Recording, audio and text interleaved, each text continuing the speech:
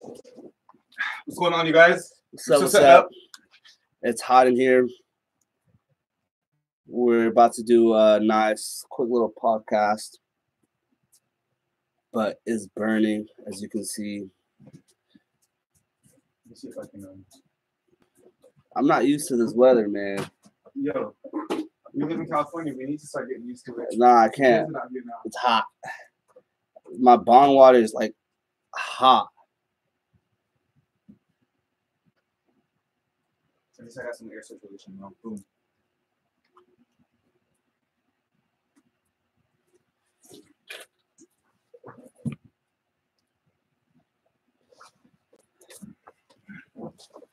All right, testing, checking. 1, 2, 3. 1, 2, 3. Can I get a test? Check 1, 2. This is the Green Grinders Club podcast. You're listening to Elijah here. I'm sipping on an ice cold Coca-Cola for the original taste. The original taste. You would start drinking more soda when we're trying to work out. When we're trying to not work out. But it's okay. I'm gonna make it back by doing push-ups every day. I'm gonna be at 50 push-ups a day. Like, yo, starting to look like a swole king. But that's neither here nor there. Today we're gonna be talking about a couple topics, but let me let my man Mayor handle this. All right, relaxing. You ready to go live? I'm so live, bro. All right, let's do this. It's hot. Get your shit together, man. Oh, excuse me. And live. Actually, let's do this. You know, there's always something. All right. The background's a lot cleaner, actually. Yeah, I like that a lot.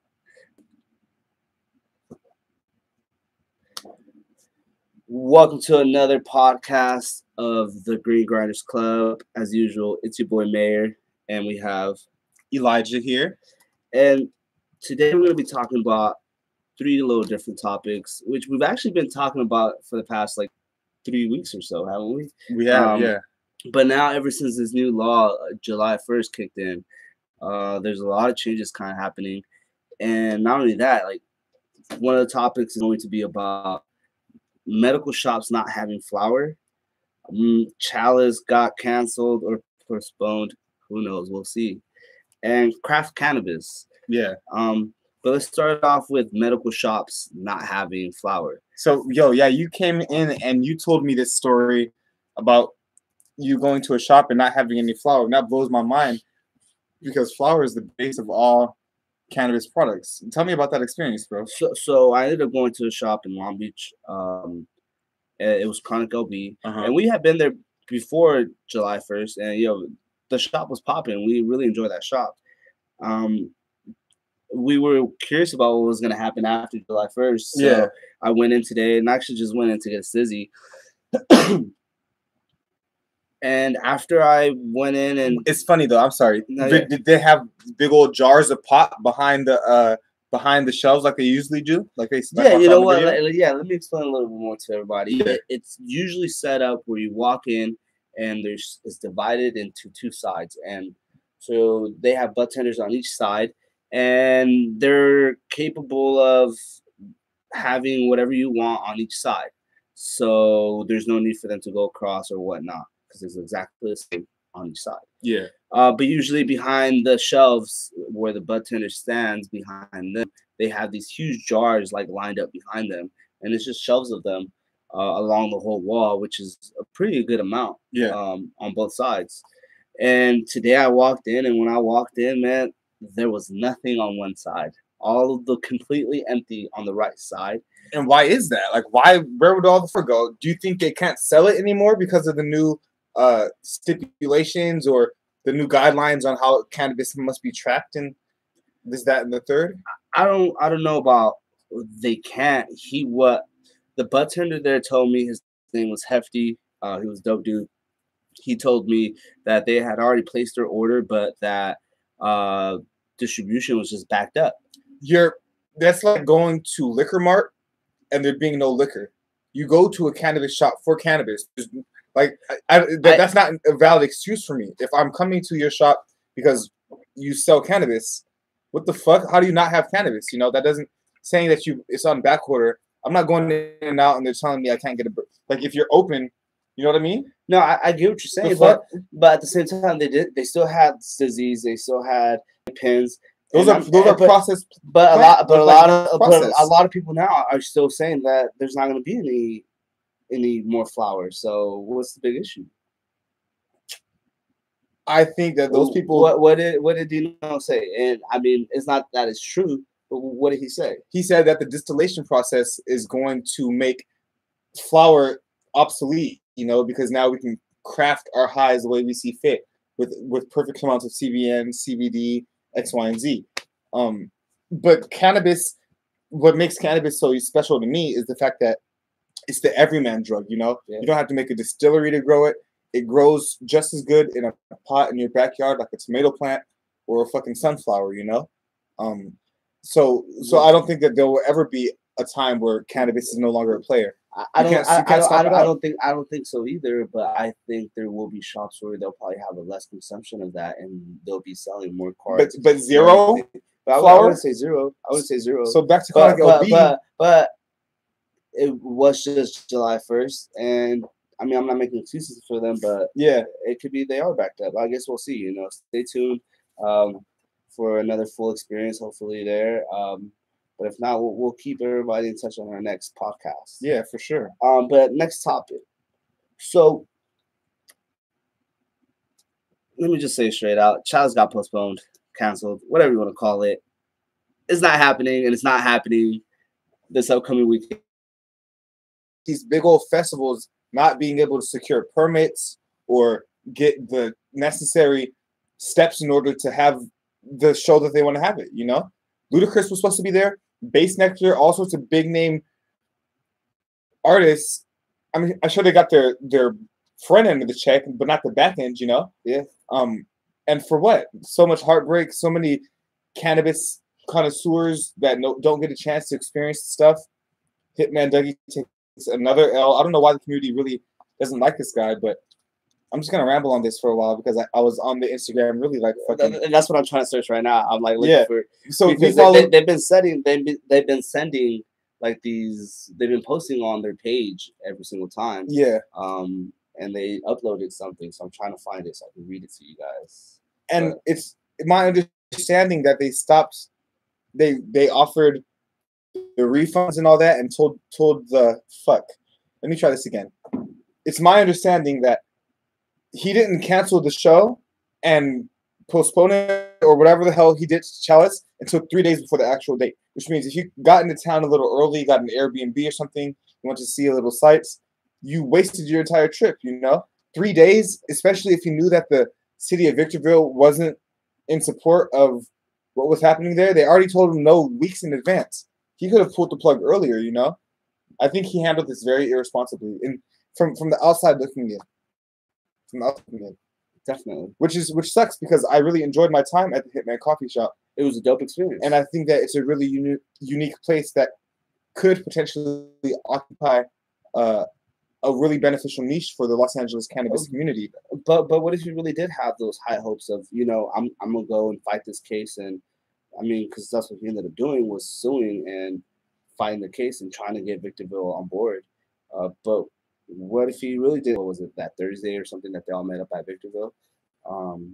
But 3 days. But they were still fighting for it. 3 days. They went to Victorville. You know, went to fight for the rights, and it didn't work out. Whatever it might be.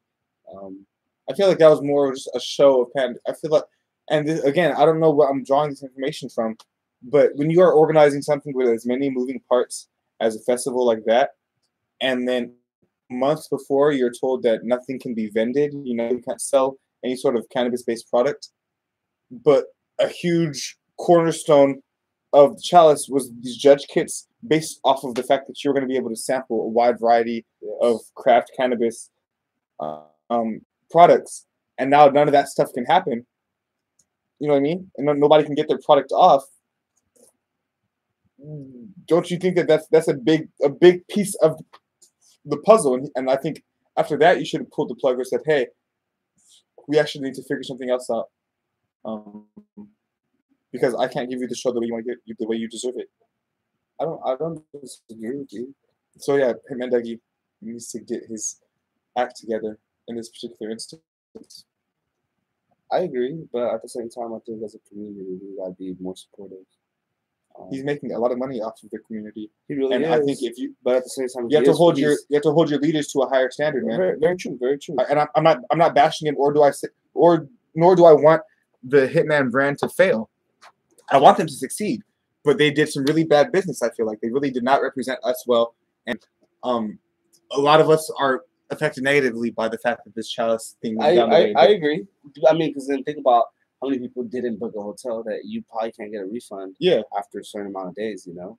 And this is big. Like a lot of great brands were supposed to be there. Yeah. So I would have been excited to see Ludacris or something while smoking a blunt. And being able to try different stuff. Yeah. All sorts of different stuff. You know what I mean? But like, yeah, he really dropped the ball on this. I guess we'll keep this going on for the next few episodes as well. So stay tuned for more on that. But let's go with our final thing. Crafted cannabis.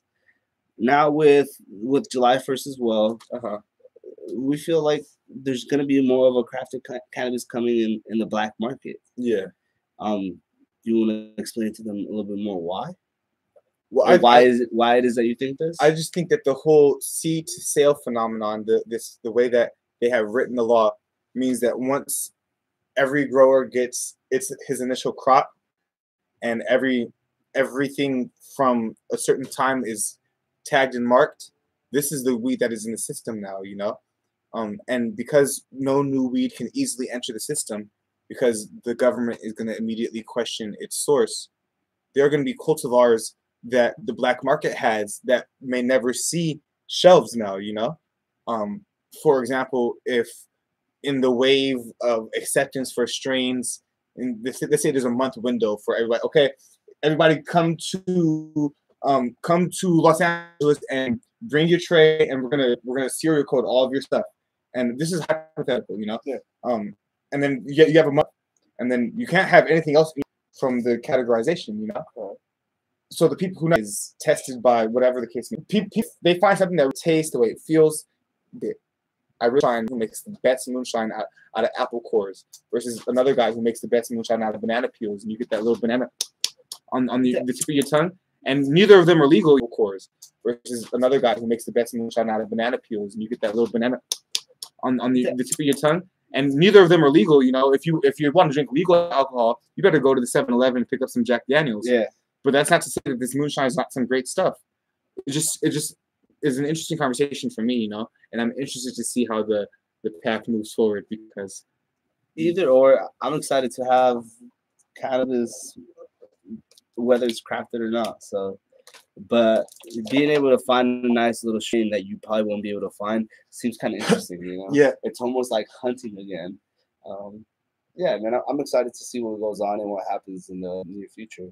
I guess the black market might have better weed for us at a certain point now, you know, in the future. I guess the black market might have better weed for us at a certain point now, you know.